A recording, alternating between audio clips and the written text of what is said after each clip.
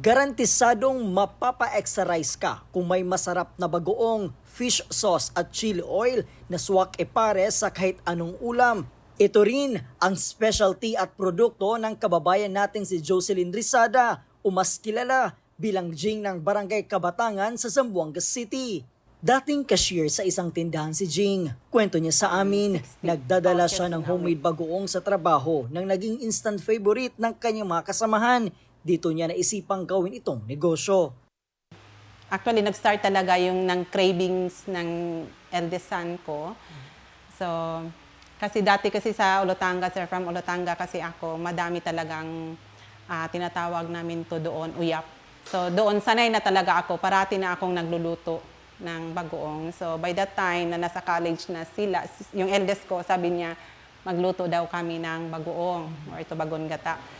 So, by that time, sir, nagluto po ako ng, actually maliit lang, pero parang sobra na para sa aming own consumption. So, naisipan ko na ibenta doon sa mga kasamahan ko sa trabaho dati. May repeat buyer na ba? Kunwari ako sa repeat order na. So, doon, another batch na naman hanggang nag-decide na ako talaga na mag-resign at tinutukan ko na itong business na to.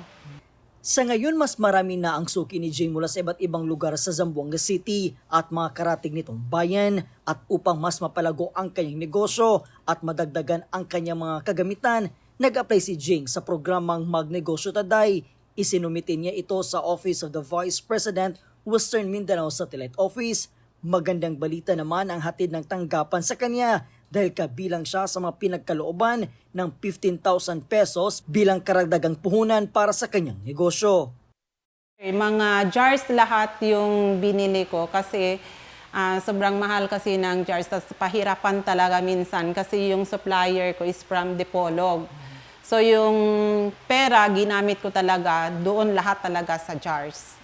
Tapos thankful talaga ako kasi malaking na talaga yung tulong. Nagsusupply na ngayon si Jing sa mga pangunahing tindahan sa Zamboanga City at sa iba't ibang bahagi ng bansa. Mayroon rin siyang Facebook page para sa kanyang negosyo na Jing Homemade Products na nagsisilbing daan upang mas mapalawak pa ang kanyang merkado at maabot ang mga maraming mamimili. Mula po rito sa Zamboanga City, ako po si Brian Latasa, ang lahat para sa Diyos, bayan at pamilyang Pilipino. Valiente News.